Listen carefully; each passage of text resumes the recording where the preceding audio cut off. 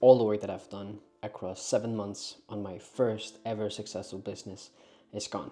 Just like that, everything I've worked for, everything about the business gone. Now I'm making this video to tell you exactly how it happened, why it happened, and the 3 mistakes that I've made that made it all fall apart, and how you can avoid them if you are starting a business. Now, to give a little bit of context to the story, this business we were running, which I will tell you what is in just a second, we were probably about to do more than $15,000 this month, but I never got to see it out. And that was all because of one minor, in my opinion, disagreement between me and my business partners. And they decided that I was no longer needed, and then I was out. Now, most people would be freaking pissed, and I was. But to be honest, this was my own fault. Now, looking back, I made 3 big mistakes that cost me everything. But here's the thing, you can avoid them. And in this video, I'm gonna tell you exactly in detail what my mistakes were, how you can avoid them, and how I am bouncing back from this to create even more success from the loss that I've just had. This is the real side of business, not the cars or the travels. You know, this is the part where we lose and we miss out on things, and bad shit happens, and you sit there and you think to yourself, holy shit, am I gonna make it out, right? That's the real part of business, because business is scary. Business is not some super easy online internet thing that you just do. Business is freaking scary. And if you're building something on your own, this is something that you need to hear. Now, this business we were running was an e-commerce store selling smelling salts. It's very niche, I know, but we had a very loyal customer base, and we had a lot of loyal people who really liked our brand. Now, my business partners had already been running a store exactly like this in another country, an entirely other brand, but the same product. And I was in charge of my own branch, which was the Danish brand, which is where I am from. It grew very fast, and I added my own touch, my own soul and meaning to the brand. And I was the face of it, I was the marketing of it, I was the one talking to all the customers, packaging all the packages, you know, I was the business. And I was able to live off the income from that store from day one. And that was a real first taste of success. It was the first time that I felt like I'm actually building something, creating something from myself into this world. But I made some mistakes along the way. Mistake number 1. My first mistake was that I never secured my role inside of the business. They had given me the blueprint and the path to make it, but I was the one who actually made it into a living thing. I was the one who actually created it to be alive. So I see myself as a co-founder to this business, because I implemented a lot of my own things into it, and I was the one who actually, you know, carried it out into existence. But I didn't have any official agreements, I didn't have anything in writing, you know, nothing that actually protected me if something like this would happen. And the reason why we didn't is because we had plans to start another brand, a bigger brand in the same niche, but way bigger in other countries. So I thought, well, it's fine, because I'm gonna be a part of the bigger brand, so it's fine that I'm not officially a part of this one for now. You know, when we started working together, it was all good vibes. We were just a couple guys, friends that wanted, you know, the same vision, the same path. We wanted the same thing. But when the vibes aren't that good, things can get really complicated, especially in business. And one disagreement about what I spent my personal free time on was what ended it all. And because I wasn't secured in the business, I was out, just like that. No safety net, no leverage, just I'm gone. And because I wasn't making a lot of profit from the revenue, so profit and revenue is 2 very, very different things. And especially in e-commerce, you have a lot of, you know, overhead costs. So even though we were making pretty good profits from the market standard, we also had to split it between a couple people. So it kind of got lower because of that. And since I live with my girlfriend here, I have to provide for both me and my girlfriend. And I live in one of the most tax-heavy countries in the world, which is Denmark.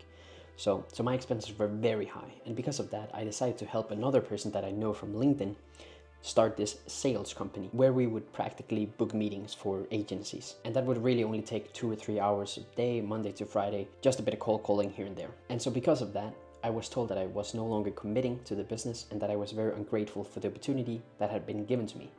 And just like that, I'm out. So the way you avoid mistake number 1 is that if you're starting a business with someone, doesn't matter if you're friend, doesn't matter if you're uncle, doesn't matter if you're freaking parent, get every single thing in writing, get every single thing noted down, make sure you all agree on them. Genuinely doesn't matter how good friends you are, how related you are, how hyped you are for the vision, just get it in writing. Don't make this mistake. People change and circumstances also change, especially in the world of business where things change so quickly and so much over a long period of time. One thing you also want to do is you want to have very clear roles on equity, on management, on decision-making power, and exit strategies. Make sure that everyone is on the same page and everything is in writing, so that there will be no misunderstandings when things come to things. Even if it feels like awkward or unnecessary to have to write contracts with your friends or your family, it just will save you in the future, trust me. Now, that was the first mistake, but this next one has actually been a worse mistake and will even haunt me in the future. My second mistake is that I relied way too much on my partners. I was really good at the creative side, the marketing, talking to customers, the logistics with the package and all this stuff. But I lacked one very, very, very crucial thing, and that was the financial operation of the entire business. You know, I just kind of figured, well, they're handling it, so whenever anything came up, they just took care of it. If there was a bill delayed or if there was a payment delayed, they would just take care of it and I wouldn't have to do anything. But by doing that, I made myself very replaceable because I took myself out of a very important part of the business. So now in the future, if I decide to start another e-commerce business or any other business for that matter, I will be in an extreme disadvantage in the financial side because I have not dipped my feet in that in comparison to marketing or customer support or anything like that. And the way you avoid mistake number 2 is that when you start a business, make sure that you understand the entire structure of your business. Make sure that you know how marketing is done. Make sure that you know how client acquisition is done. Make sure you know how financials are done. All this stuff are so important to know because that's also how you know who to hire. You can't know who to hire for logistic management if you have no clue what the logistics is. Now, I'm not telling you that you have to do everything yourself. I'm just telling you that you have to understand it and understand how it works and why it's important. You don't have to do it all the time, just learn it and understand it. This also doesn't mean you can't trust your partners, but it's always better that everyone understands everything. Even though your business partner might be better at marketing and he will do the most part, he should still include you and you should still understand why your marketing is as it is. The key takeaway here is don't make yourself replaceable, make yourself essential. Now the third, last and worst mistake of all of them was mistake number 3. Ignoring red flags. I saw the signs pretty early on. Small disagreements, miscommunications, split, kind of views on personal stuff and personal matter. Moments where I felt like my voice didn't really matter as much, and moments where I felt like I was more of an employee than a partner in the business. And I just kind of brushed it off, was like, well, that's just how it is when you work with people and I'll kind of fix it later and all this stuff. Deep down, I knew that something was off. I knew something would resurface eventually, but I just didn't want to face it. I didn't want to face the reality of it because I knew that it might end up with me losing my business, which is what happened. Mostly because I didn't actually do it. And honestly, at this point, I can't say that I'm surprised. It kind of makes sense. But I could have avoided it. And the way that you avoid this is by remembering and knowing that red flags do not go away. They only get bigger, they only get more obnoxious, and they only get worse the longer you let them. If something's up with your business partner or anything, or this is really like a life lesson in general, if something is off with someone that you know, go handle it now, take care of it now, make sure that everyone is on the same page, because these things only grow and become more and more terrible and destroying for everyone in the party. You need to address the issues very early on. Have the hard conversations because nothing good will ever come from easy conversations. You need to have the hard conversations because that's when you learn, that's when you realize who you are in business with. Because at some point, something hard is going to happen. Your business is going to be on trial, everything's going to be hard, and you need to know who you're working with and how good your partners are at handling that stress, and can they still be your partner while they're stressed. It's very, very important. If I had addressed my issues with my partners early on, maybe I would have still had my business.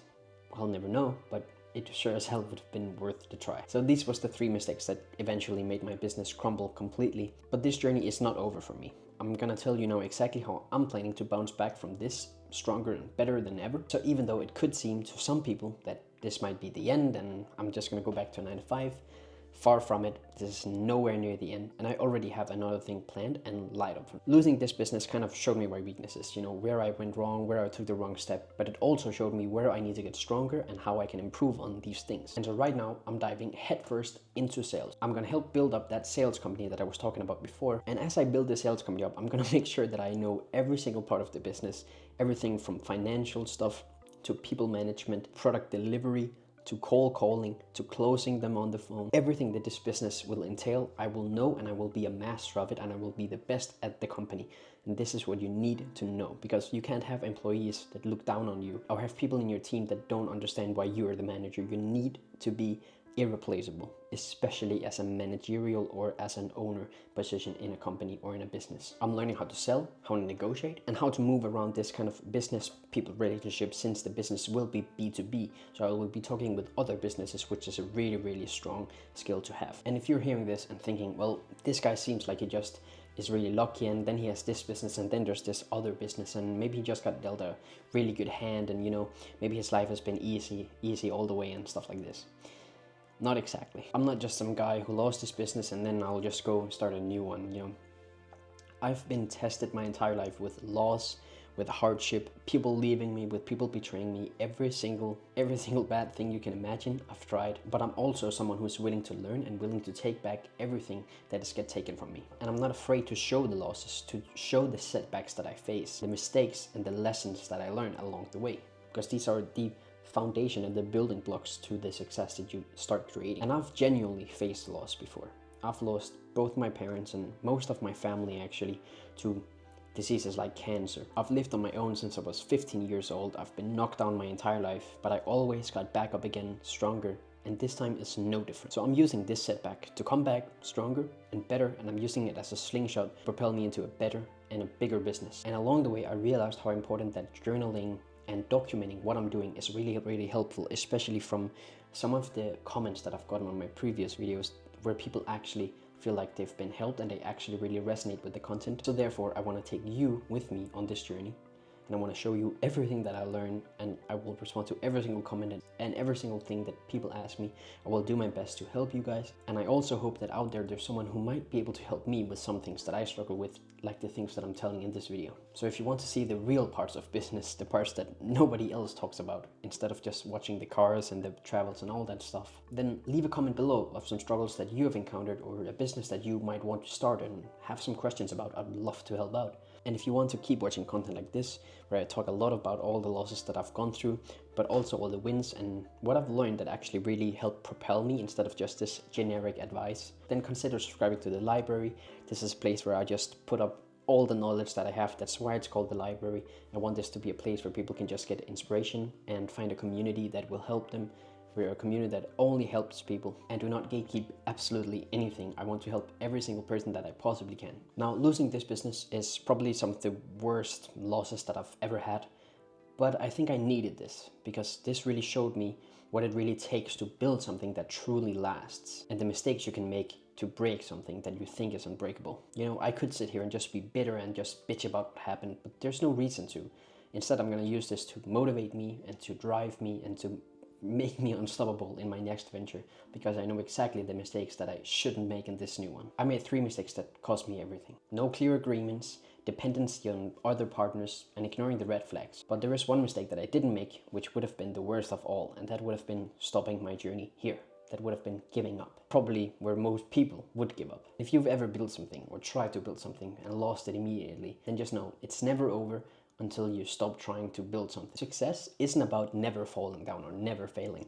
It's about just getting up one more time that you fail. If you fall down 50 times, but you get up 51 times, then you win. And that's the key. So if you're ready to see the real side of business and not just the highlight reel, subscribe to the library, because this is my story and I'm gonna bring you with me. And it is the story of every single person who's been knocked down again and again and again, but they just got up one more time, and that's exactly what I'm doing, and I'm just getting started.